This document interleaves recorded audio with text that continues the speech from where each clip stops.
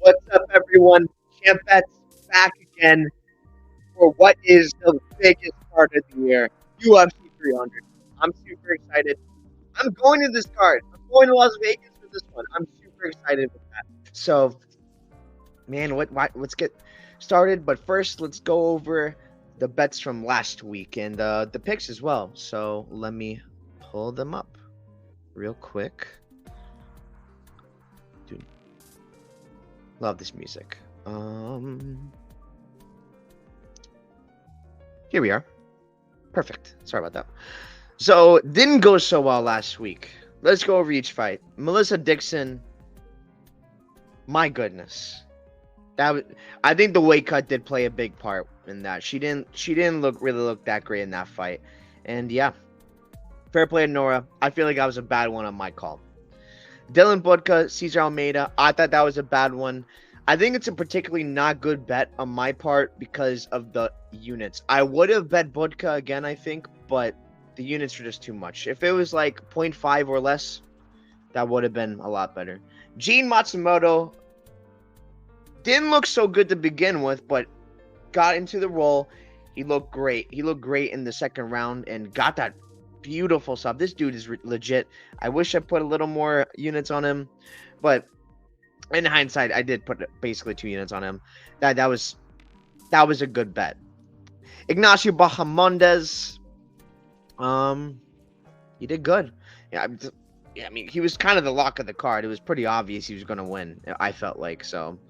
Probably should have put a little more on him, but it's okay.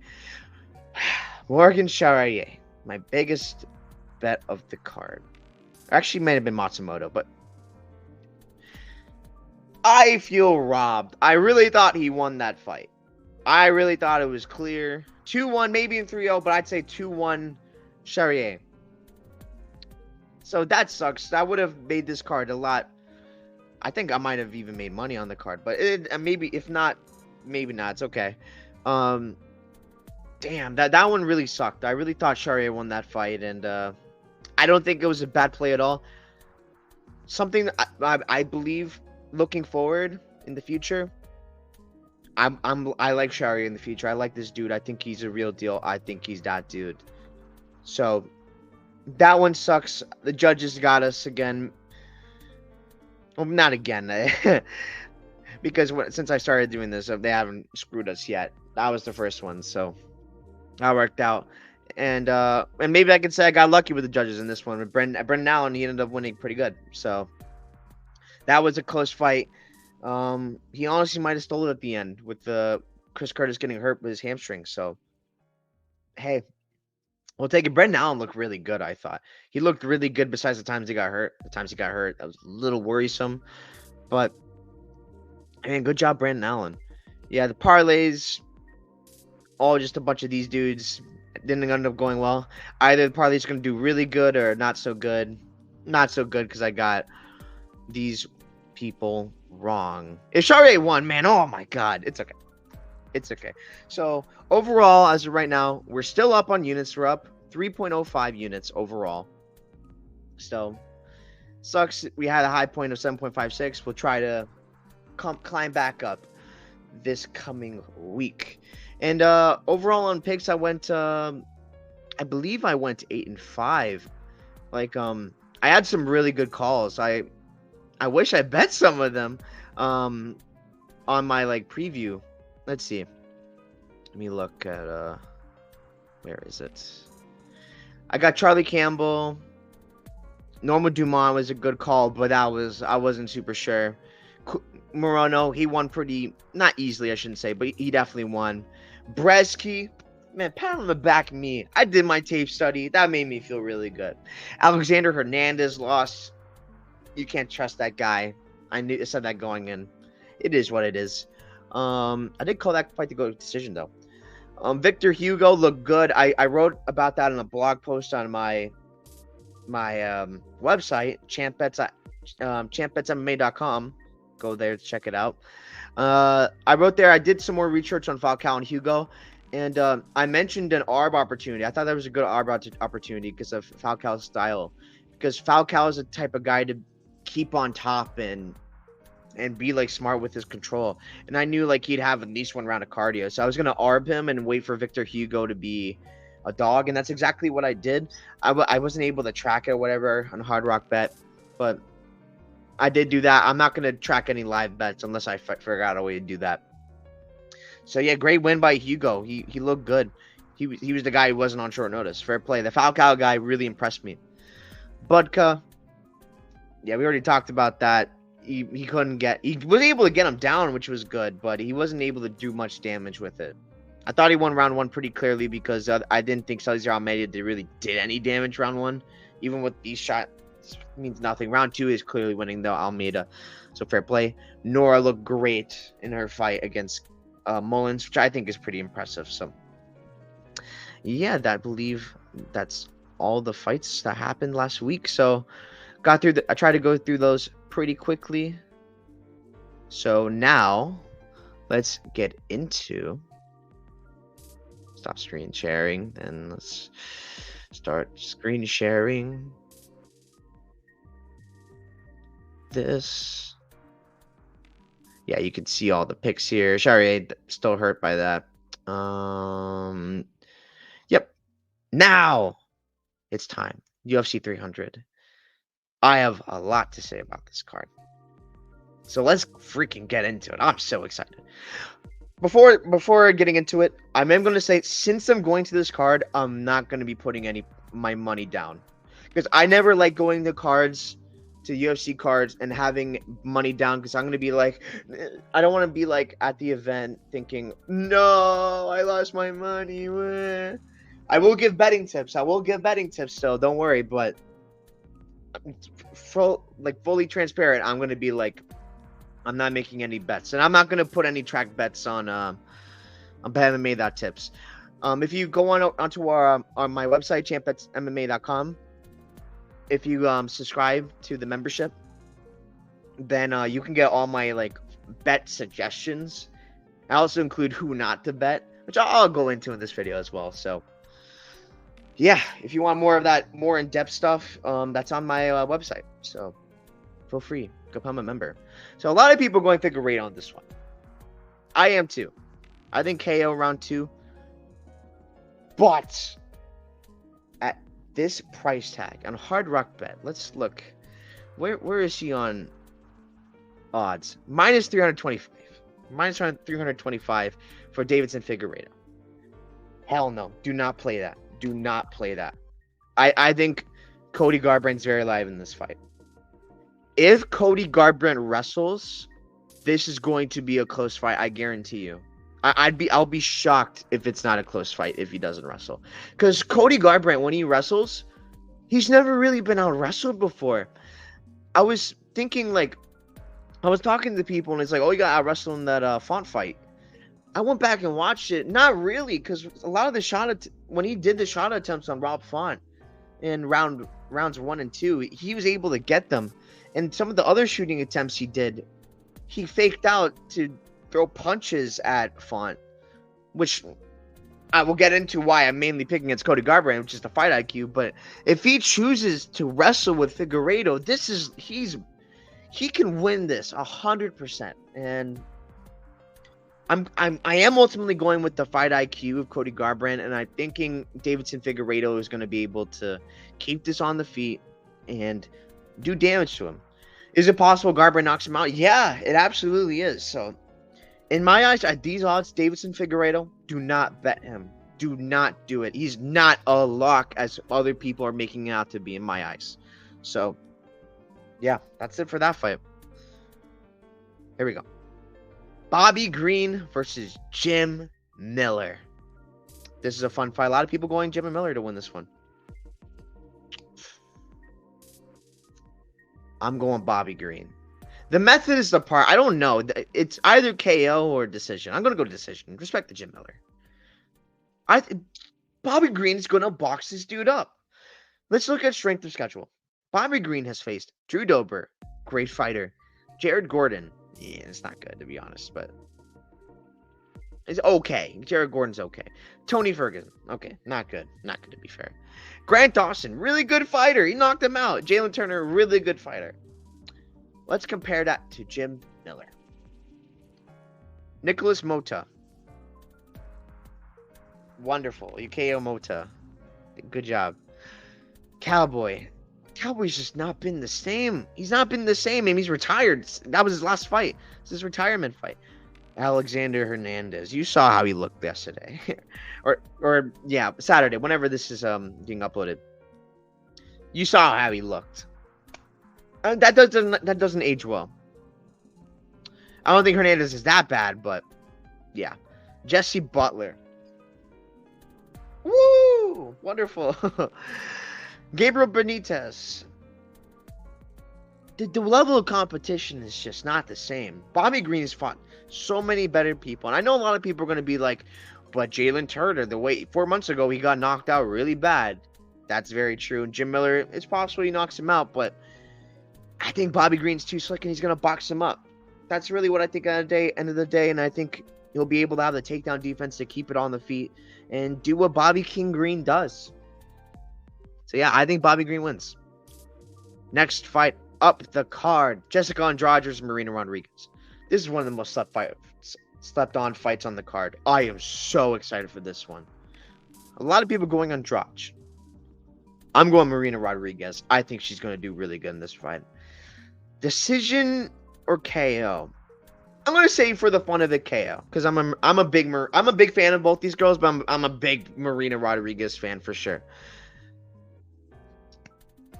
Marina Rodriguez is going to be the bigger girl in that she's going to be longer. I think it's going to be kind of similar to Joanna Jędrzejczyk's fight with Jessica Andrade, which was a long time ago. Maybe it'll be similar to like Rose Namajunas is also kind of long as well. That was an easy fight for Rose, of course. And I don't think this will be an easy fight for Marina Rodriguez either. But Marina Rodriguez's striking is so nice. In that clinch game, I think she's going to be able to bully Jessica Andrade in there with that clinch game. And mostly because of that, I'm going Marina Rodriguez to win. I think she's the real deal. I think she's still like a top 5 caliber fighter. And I think she'll be able to go ahead and get this done. Yes, I love me some Marina Rodriguez. What can I say? I think she's going to win this one. That's a close fight, though. But at these odds, she's not even minus 110 anymore. She's plus 100. She's plus money. How can I not go with the dog here? With like betting wise, I would bet her if I was betting on this card. Next up on the card, Jalen Turner versus Nato Moicano. What more do I need to say? I love Money Moicano. I would like to see Money Moicano win because the post-fight speech is going to be hilarious if he wins. It will be hilarious, guaranteed. And he doesn't have much time left, so he needs to get these wins in now. But just the reality, Jalen Turner is a massive dude. On short notice, when he fought against Mateus Gamrot, that was a really close fight. And I rate Mateus Gamrot's wrestling much more than Moicano's, even grappling too. I think it's just so much better. And Jalen Turner was giving Mateus Gamrot a run for his money. And I have a hard time seeing where Renato Moicano really wins this one. And he's chinny too. It's a sad part. He's chinny. If you're getting hit by Jalen Turner, I don't see how you don't get KO'd. So, I think Jalen Turner is probably going to finish him. And I mean, maybe a decision, but I think Jalen Turner is like literally, he's never won a decision in his career. So, I actually don't hate the in the distance bet for Jalen Turner in this one. I'm pretty damn confident Jalen Turner wins this one. I'll be kind of surprised, and I'll be kind of happy if Moicano wins. But he'd be one of my bigger bets on the card if I was betting. Yeah, Jalen Turner's got that one. Sodiq Yusuff versus Diego Lopez. This is a fun one. I'm a little bit of a Diego Lopez hater.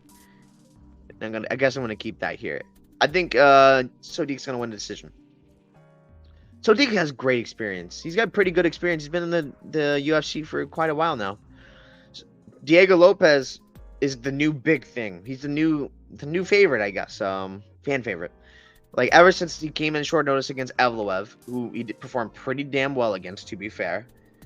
But I think that's attributed to that being short notice for Evloev as well. He didn't like Diego Lopez. You have to prepare for that guy, and he brought a fight to Movsar Evloev. Props to Movsar for winning that fight. Movsar is the real deal. I think Movsar is easily like a top 3 fighter in that division right now. Look, maybe not easily. He's a top 3 fighter in my division. IMO, in my opinion. But these other wins, Gavin Tucker, I don't take much from that, if I'm honest. It's just that was a sick submission, though. I'll tell you that. I could take that from it, but Gavin Tucker at this point, I don't think is a great win so much anymore. Pat Sabatini, I'll give a lot of credit to that one. Pat Sabatini's good, and I want to credit Lopez for fight IQ. He showed fight IQ in that one because when I was picking that fight, I thought Pat Sabatini would win just purely because I thought Diego Lopez would play off his back. He didn't do that in that one. He tried to fight that fight on the feet. That was smart. He fought where he knew he had the advantages. So props to Diego Lopez. But Sodiq Yusuff, in his last fight, he showed me a lot against Edson Barboza. Yes, he lost that fight. It was close, to be fair, but he lost that fight. And he looked really good early on. He hurt Barboza bad. It was pretty crazy he didn't finish Barboza. Shout out to Barboza. All-time great. But Sodiq, man, he's got the skills, man. I said man so many times there. He's got the skills. He's got a lot more experience, and I think he knows what he's getting into in this matchup. I think getting that lesson from Barboza's, he's going to come back with a vengeance and look very good here. Could Diego Lopez get the sub? Yeah, it's possible. But I think I lean Sodiq to be able to control this fight on the feet, and if even on top, to be able to keep himself safe and win the fight. So, yeah, I'm going Sodiq Yusuff. He'd be a small bet if I were to bet this fight, just not a big one. Yeah, I lean Sodiq. Holly Holm versus Kayla Harrison. I'm going Kayla Harrison by sub round 1. It's round 1 or round 2, but I would say round 1's probably safer. But do not bet this fight. I don't think this is a good one to bet on. I do think though Holly Holm is a good live spot. She might be a good live bet, and I'll explain why. Kayla Harrison's going to be massive in there. Why? Because she was a 155er. She was a natural 155er in the PFL, the Professional Fighters League. And yeah, there's no denying her judoka skill. She's a damn good judoka. And honestly, damn good like MMA fighter.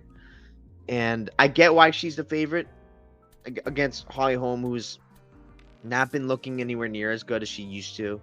She's 42 now. She's in the older side of her career. But that weight cut. If you've seen Kayla Harrison interviews, she is already drawn out. And it wasn't even fight week. It wasn't even fight week when those interviews were recorded. Like, I can't imagine how bad she's going to look awful in the scales. She's going to make weight. I truly believe she will make weight. She's going to look bad on the scales. Maybe you'll get better numbers on it after she weighs in on the scales. But I think the line's going to be even more destroyed. So maybe if you do bet Kayla, bet her now. But like, I don't think it's worth it. I don't think it's worth betting on this one like that. And I can see a world where Holly Holm is like the Aldana fight, where she's like at distance, sidekick. That would be really funny, honestly. The amount of the parlay boys losing on Kayla, I feel bad for them, but it would be funny. Do not bet this fight. I really think that's not a Kayla Harrison should win. I don't know, man. That she's gonna look bad on the scales. Who knows how her cardio is gonna look after that weight cut? Who knows how that chin's gonna look? I wouldn't really worry about the chin though, because Holly Holm, she's not the same. She's not really the type to KO girls anymore. It feels like maybe she does this 300. I don't know, but I wouldn't expect that. But the cardio, I think, is a worry because of the weight cut. So, yeah. That's all I gotta say for that one. Calvin Kattar versus Aljamain the Funk Master Sterling. I'm going Aljamain Sterling here to win a probably decision. This is a very interesting fight. I'm surprised there's so many people picking Aljamain. I think this is a pretty close fight, but why am I picking Aljamain Sterling? I think at 145 pounds, the cardio is going to be better. Because I feel like at 135, he's shown his cardio not to be the best, if we're being honest here. I think the cardio is going to be a lot better. And since he's coming up from 135, I think he's going to be a lot faster than Kattar at the weight class. And I think Aljamain Sterling was a massive 135er. I think he's going to fill in very well at 145 at featherweight. I don't think he's going to have any problems there. And I've been listening to Aljamain Sterling talk about this fight ever since it got announced on his YouTube channel. He had a live stream. I was there. I was listening to it. And he was talking about the idea of keeping this fight on the feet and like using the speed the whole time to like outstrike Kattar. And I'll be honest, when he said it, I was like, I could see it happen. It's possible. And I kind of like that because Aljamain Sterling does not have the best takedowns. He does not have the best takedowns. This is the truth. He has a great backpack, I'll tell you that. He's got a great backpack. He'll get your back, and if that back is taken, man, there's no getting out. So I think if he gets Kattar's back, that's at least the end of the round, if not the fight. And it's such a massive grappling edge Aljamain Sterling has. And I think he's going to be able to do it. Can Kattar catch Aljo with the boxing? Because he has crisp boxing. His boxing is nice. Absolutely. Although I do think Aljamain Sterling's chin is going to be better at 145 as well, since he's moving up in a weight. So I think Aljamain Sterling has the skills to get this done. I think the skill advantages lean Aljamain Sterling, and I think I like him in this spot. I'd bet some money here on Aljamain Sterling if I was betting, of course. So yeah, Aljamain Sterling for the win. I think he probably wins a decision because Kattar's tough. Also, forgot to mention, Kattar's coming off I believe an ACL injury or Achilles. I'm mixing up the fighters, but he's coming off a really bad injury to his leg, and I'm not considering that might break down, but that's something to consider. He had a long layoff because of it. Took a time off to heal it though, so that's good. I'm not considering that my breakdown, but something to mention. Next up, my personal most hyped fight for this card. I am so excited for this fight. I think this fight's going to be fight of the night. It's either this one or it's going to be Gaethje Holloway, or maybe another fight that I'm going to surprise you with as we go up. I'm going Rakic by a decision. That's one of the best wars we've ever seen. Because it's Yuri Prochazka. Yuri Prochazka is always going to be in a war.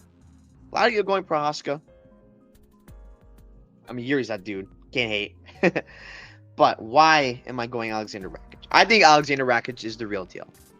I think he's going to be a long reigning champion at light heavyweight's been looking for since John Jones is gone, since Daniel Cormier has been gone at light heavyweight. I think he's the guy to do it. He has it all. He has great stand-up, good wrestling. He really has no weaknesses, if I'm being honest. He's good everywhere, and he's got great fight IQ too, which I love from him. He's coming off that torn ACL, and it's taken a while to come back.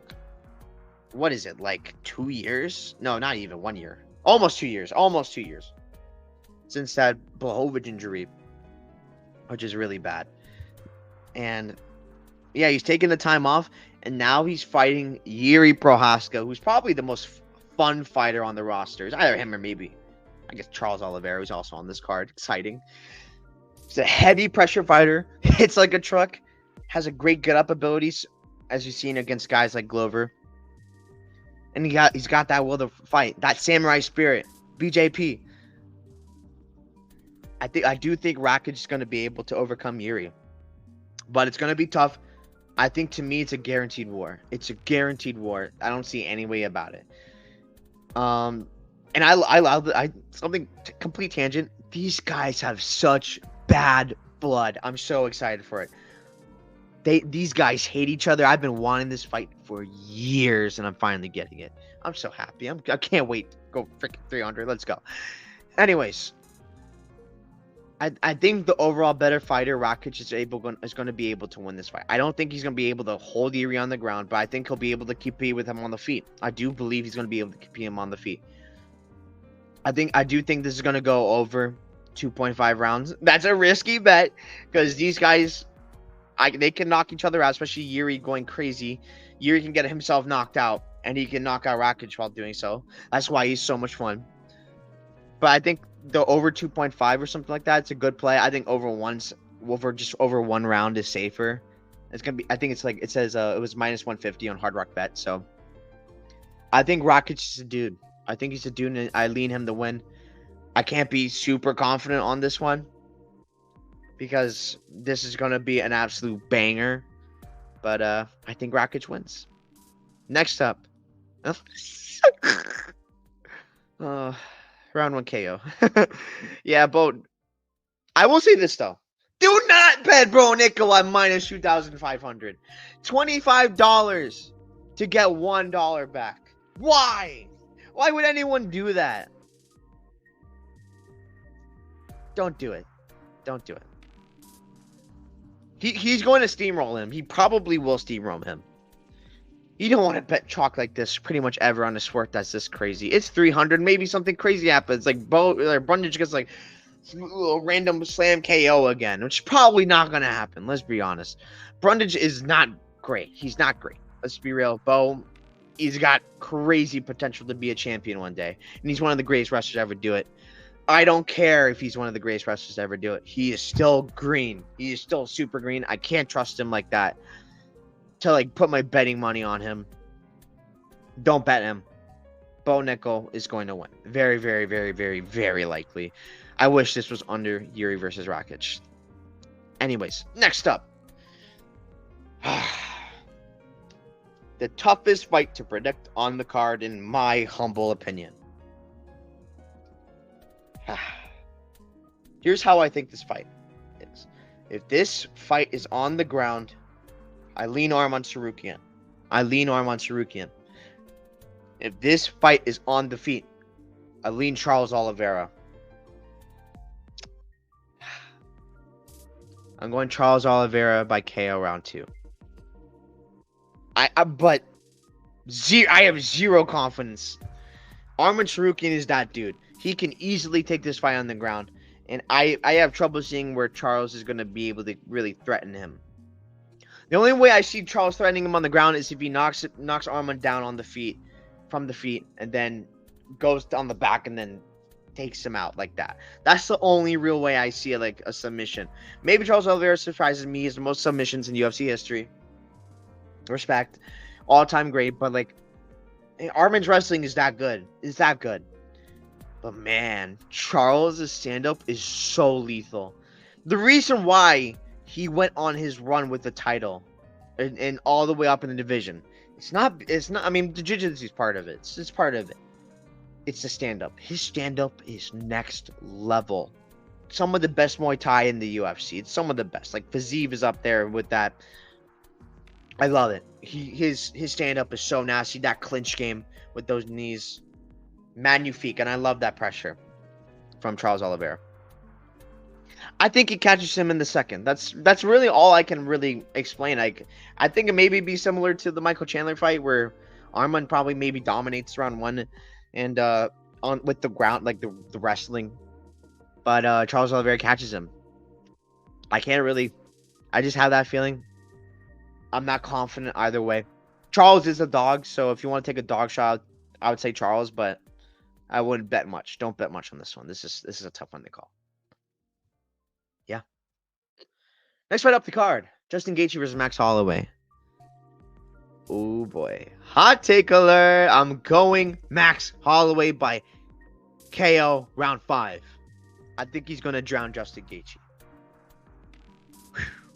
And what's he on the odds now? I think he's plus 145. So the odds are tightening up. People are believing in Max Holloway. Why are we believing in Max Holloway over the Justin Gaethje?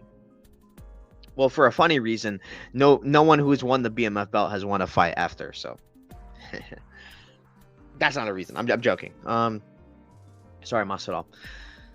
Okay. So I have a few reasons. For one, from Max's YouTube channel, we've seen that Max is bulking up. He's bulking up for 155. The last time Max Holloway fought at 155 at lightweight against Dustin Poirier was on pretty short notice. And he wasn't able to fill himself up. And I think that's a big part. The shots land a lot harder when you're not built for the weight, and you don't hit as hard. So I think that's definitely like a big part why Max didn't do as well. He did all right though. He did all right considering. Let's be honest. He's Max freaking Holloway. Max blessed Holloway. Another reason I really like Max in this fight. We know that Max fights forward. And if he's given the chance to go forward, he will take it and he will capitalize. Like, you've seen many fighters in the past. The hardest fights Max Holloway has are the dudes that stay with him and don't move backwards. Calvin Kattar moved backwards. Man, we see a freaking performance from Max Holloway. Guys like Volkanovski, Yair Rodriguez, when they stood with Max Holloway, like, they refused to go back. They gave him many problems. They gave him many problems. And the thing is, that might be true with old Gaethje. New Gaethje, since his recent fights, he's become much more of a counter fighter, and he moves backwards. He has to change his style again in order to go against Max like that. I think that goes against Gaethje, and I think it's going to be big trouble for Gaethje against Max. You can't have him and Max Holloway push you back in order to win. You can't. Maybe the power difference is going to be a thing that pushes Max back. I don't know. I'm trusting in Max's chin to be able to hold up and hold its legendary status. I feel like it's still going to be legendary for this fight. If this fight goes over 3 rounds and Max hasn't been hurt really bad, Gaethje's in trouble in my eyes. He's in trouble. Because Max builds into fights. We know he builds into fights and he turns into a monster because he weaponizes that pace. He's like GSP. Weaponize that pace. And I think he can even get a finish in one of the later rounds. I think round 5 he's going to get a finish. An all-time great fight. If Max can keep those legs safe, that's the worry. The leg kicks. If Max can keep those legs safe, I like him here. It's Justin Gaethje. He's dangerous. I wouldn't bet too much on Max Holloway. But I think Max wins, man. I think Max wins. Yeah. My breakdown for it. I love it. This one. 96% people picking Zhang. I get it. I'm picking Zhang too. But do not bet Weili Zhang. Don't do it. Don't do it. You might be asking, Champ Bets, why?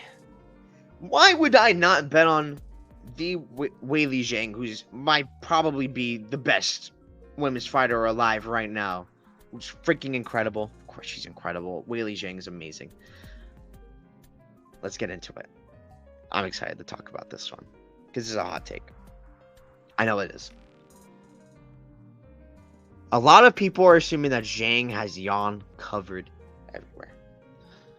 I can guarantee you that if this fight is on the feet, this is going to 100% be a war and can go either way. Yan Jianan can win. Zhang Weili can win. Both are very talented on the feet. Maybe even Yan Jianan is better on the feet, if I'm honest, like technically. But Zhang is a complete athlete. Let's not discount that. So, like, people are going to be like, oh, but she's going to get wrestled. This is the one area Zhang has been thriving in her recent fights. The wrestling and the grappling. She looks so good. I thought she had one of the best performances of the year, if not the best performance of the year, against Amanda Lemos with the wrestling. And even on the feet, too. And people are looking back at that Esparza fight, and they saw Yan Jianan get absolutely destroyed in that department. Why am I assuming Yan will survive the ground against Zhang? A few things. A few reasons. That Carla Esparza fight was years ago, and Yan needed that fight in order to level up that wrestling and takedown defense in order to become better. She needed that in order to oh, I need to work on this, that kind of thing. What just happened to Aaron Blanchfield versus Manon Fior? Manon Fior showed her levels. Now Aaron Blanchfield's going to go back into lab and become so much better. That's what Yan Jung-nun did. And if you look at that Dern fight, she clearly showed she improved that. Really, only round 5 she went on, like, Dern was able to take her down. Round 2, she went to the ground with Dern. She was the one who kind of initiated that, which was really stupid, but she was able to keep herself safe on the ground with someone as talented as Dern on the ground, which that's super impressive, and that shows a lot of development. To be taken down by Dern, not a great look. Let's be real. Dern's not the best at taking down girls. But again, that was a while ago. That was, what was it? A year ago. Since then, she fought Andrade, smoked her. She KO'd her bad. From an interview, I need to find this interview. I didn't have that prepared, but I know for a fact in an interview right after that Andrade fight, she has said she is training specifically for Zhang Weili. She knew she was getting the next title shot. She knew all that time she was next. Even before the Lemos fight, she's like, I'm training for Zhang Weili. I like that. I like that she knew that going into this. She's had, since that interview, since May of last year, she's been training for Zhang Weili. And UFC 300 is April. That's almost a full year of training. Almost a full year. Dedicated to studying and preparing for an opponent. I think her takedown defense and ground game is going to be ready for Zhang. I think it's going to be ready. And Zhang's not going to be anywhere near as dominant as people think that she will be. She will be, excuse me. I think this is a super risky spot for Zhang, and I don't think this is any guarantee she wins. There's no guarantee she wins. To me, it feels like destiny that the first time 2 Chinese fighters fight for a title is going to be an amazing fight and all out war. I think this is like the low-key fight of the night. I think this can definitely become fight of the night. This is going to be a phenomenal fight in my eyes. These odds on Hard Rock Sportsbook, Weili Zhang is minus 500. Bananas! She's not minus 500. I guarantee you she's not going to look minus 500. Unless she gets a finish round 1, she's not going to look minus 500. Yeah. So, and even because of that, that means Zhang's going to be such a big underdog. Let's find out. She's plus 225. I don't think that's a bad dog shot. I'm not betting that. Well, I'm not betting anything. But that's not a bad bet. You can't get mad at betting that. So, yeah. That's what I believe. I think Zhang's going to win a freaking tough decision. I think Yan Jung-nun spread, that's probably going to be a pretty good bet. So, I don't know what the odds on that are. Those are not out yet. But if the odds are looking good, if that's plus money, that's worth a play. And in the main event of UFC 300, we have Alex Poatan Pereira versus Jamahal Sweet Dreams Hill. Oh, this is a fun one. I'm super excited. I think Jamahal Hill's going to knock him out round 3. I think he's going to knock him out round 3. A little bit of a hot take, too. I know a lot of people think Pereira's going to win. I do think Hill's going to win. I think he's going to sleep him. Alex has a path to victory, which is through the leg kicks. And if Jamahal Hill's Achilles is not good to go, he's going to be in trouble. He will be in trouble with this. I'm not going to lie. Say this up front. But if he's good, if he's saying everything is like, I'm good to go, I promise you I'm good to go, I'm going to trust him. Hill has him covered everywhere, if I'm honest. He really does. Alex Pereira is allergic to jabs and straights. Boom, boom, boom, boom. Alex is he just gets hit by them. He doesn't see them coming, and Jamahal Hill's hand speed is top notch at light heavyweight. He's going to be the much faster dude in this matchup. And because of that, I think at least if we're going to assume he doesn't even get a KO, he's going to have the volume. He's the faster guy. He's going to volume up Pereira. for sure. No doubt in my mind. I'll be surprised if Pereira wins rounds, like volume wise. If he wins rounds, he's gonna hurt like Jamahal Hill. He's gonna hurt him. If even if he hurts Jamahal Hill, he'll probably finish him. But that gets into my point of Jamahal Hill's defense and chin. He's shown he can take shots very well, and he's got really good defense. Every time he's in for a fight, he prepares for the opponents and has his defense ready. I know a lot of people were mentioning like the left hook is susceptible on Jamahal Hill, but he's gonna be ready for that. He knows full well that's what Alex Pereira is bringing to the table, and he's going to adjust for that. Jamahal Hill's not a dumb guy. He's not dumb. As much as you maybe think he is from what he's said in the past, but fighting wise, he's not dumb. He's got good fight IQ. And that we've never seen Hill been flatline in the past, and that's the reason. He's got good defense. Advantage to grappling wrestling. It goes to Hill. He's been doing this for so much longer than Alex Pereira, who's spent so much time in kickboxing. Sure, Hill can get caught. He can get caught. That's possible, but it's I think the best path for Alex Pereira is the leg kicks. It's the leg kicks. So I love Hill here. If it wasn't for the Achilles, I would probably bet more if I was betting. But I'll stay conservative and say I like 0.5 units or less. I'll say that's my free bet of the card. I think Jamahal Hill's gonna win this fight, and I do think he's gonna sleep Alex Pereira round 3. And what's gonna be a probably great fight. I can't wait. That's gonna be fun. So yeah, save those, and let's look at the picks again. Let's go over them real quick. Figueiredo by KO round 2 from Cody Garbrandt, probably showing not good fight IQ. Bobby Green by boxing him up. Marina Rodriguez by being long and being a tough girl in the clinch. Jalen Turner from Moicano being pretty chinny. Makes me sad, but Jalen Turner hits like a truck. Sodiq Yusuff from having more experience and showing him he's on this level. Kayla Harrison from being big. Aljamain Sterling from being faster, who I think he's gonna fill in pretty good at featherweight, and he's gonna be faster. And if the grappling comes, which I'm not sure if it will, but if it does, it's all Sterling. Rakic from being the better fighter. I think he's gonna be the better fighter here, and in an absolute war, that's gonna be crazy. Bo Nickal round 1 KO, maybe sub. He probably finishes this early. This fight's probably gonna finish early. Oliveira by catching Arman in the second, I think. Holloway by drowning Gaethje, keeping himself from safe from the leg kicks, pushing Gaethje back. I think Max is going to be able to do it. Zhang Weili by winning an absolute war decision. Maybe I'm wrong. Maybe she'll look as dominant as ever.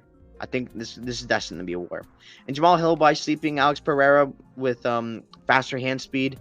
He hits like a truck too. I didn't even mention that. He hits super hard and super straight and hits straight. Yeah, Jamahal Hill's going to win this fight, I believe. So yeah, champ bets, another one done. That was fun. I cannot wait. I will probably post pictures and stuff like that. I'll make a blog post on my website, champbetsmma.com, talking about the experience of UFC 300. I've been to a few UFC events, and this is my first one at the T-Mobile Arena, and I'm very excited. So yeah, and I think I'm even going to go to the PFL show on Friday, the day before. So I may make one about talking about that as well. So yeah. That's it. Let's go. UFC 300. Thank you for watching. Thank you for tuning in. Champ bets. Let's hope for a great one. I have on my website, champbetsmma.com, I have a subscription, $16 a month, which is like $4 per UFC event. That's not really going to be the case because we're going to be off next week. But I'll have like PFL. PFL's on that week. I'll cover the PFL for that week. So you'll be getting an MMA content every week for champ bets. So yep, $16 a month, $4 an event basically. So yeah, all my bets and how much I would hypothetically bet is on the website already. So yeah, thank you for watching, and that's it. See you all next time. Las Vegas, baby! UFC 300! Can't help myself. Let's go.